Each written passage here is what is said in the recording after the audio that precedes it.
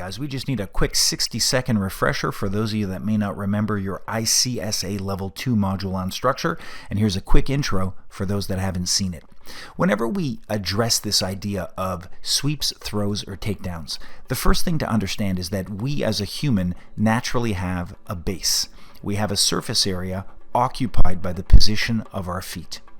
In the middle of that base is the plumb line, or the orientation of what we term our center of mass. That's the balancing point, the point of rotation, if you will, in the structure of our body. And generally the center of mass wants to hang directly the center of our base like a lead weight hanging on a cord. Any throw, takedown, or sweep is going to seek to take that center of mass and to force it towards the perimeter of our base, or in some cases even beyond that perimeter. And the minute the center of mass exceeds our base, we lose structural integrity and we fall. Again, you don't have to do it hard to understand it. I get down deep, I scoop it in, and I scoop me in. Oh, I'm here. That's bad enough, right? So things I can do from here. When I come in, je peux frapper un peu avec le cuisse. My hip is hitting his groin. Right? That's different. That allows me to sweep the foot. Puis c'est pas nécessaire que tu restes entanglé. I'm not trying to do this and stay there because then I'm stuck. I'm trying to bring my foot here. Puis je veux juste balayer son pied. My goal is not to have him off the ground like that. I want him to go, oh. Parce que quand je fais ça, when I do that, what have I stretched? Baseline. The baseline, right? So look, hip, my foot goes right back down. So now you have kind of a shin box dropping, right? So it's very soft. I'm here, in, little cheeky kick right back, right? You can control right away. Simple, simple, hip, hip to a flick. So I'm not a big fan of these, where you see like sometimes in Sambo, the guys even got the toe around, he's hopping, because if you fall the wrong way, he lands on you and you're all twisted, right? So I'm really trying to do this and just take his foot away. But if I wasn't controlling his hips, it would have no effect. So tight, the guy falls. Make sense? More of a vertical.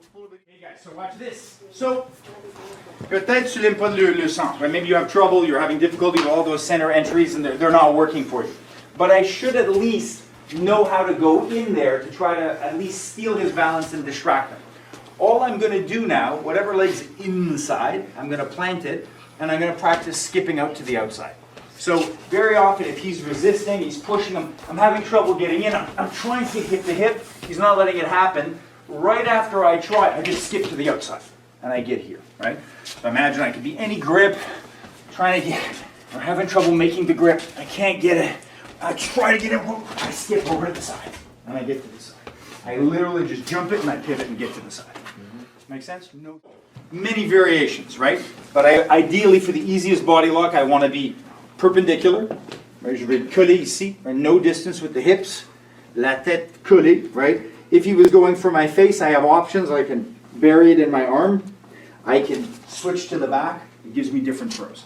So what are some of the basic non-sacrifice ways? Si je veux pas sacrifier, je veux pas tomber avec, je veux rester debout, I want to stay standing. What are some of the basic things I need to do in a body lock? Stay close with head and hips, but what else?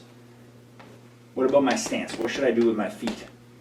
Lift the foot, not lift the foot, pivot, keep a solid frame, not keep a solid frame, try to, what's the key to doing it?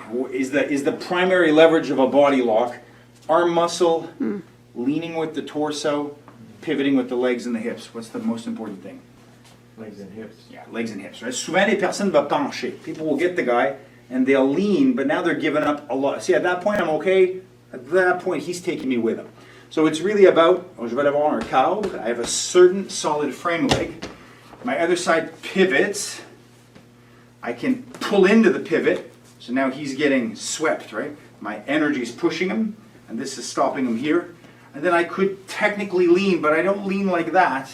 I lean just like before, down to my leg. So if I was alone, I want to be that stable, right? So that's at minimum. I'm here at minimum, right? I ideally want to not fall with him. So that's number one option. I could add a little scoop to lift them up onto the center. One leg gets lighter, one gets heavier, or I could scoop and push to make that heavier and that lighter. It's your preference, both are good. But I scoop, and see now he's single-legged, so there's one that moves a little bit more, and prevents him from moving too much. I could fake the baseline. I don't want to stay tangled. I could hook it, hack it, and draw it. Okay, so let's say we're standing naturally. I'm just going to break out the box. Put him down. Just takes his base a bit more. He could step, as he feels me doing this, he could step away, get your leg away from me. Like that, right? And so then now it's my choice. I could hop inside and go for flips, throws, whatever, or I could switch home to the other side. It's my choice. A lot of options. But for now, I just want to see that I can get perpendicular. I can have the arm in. My front pivots. I squat, and I lean just a little bit with my face. That's what I would like to see. And gradually add resistance.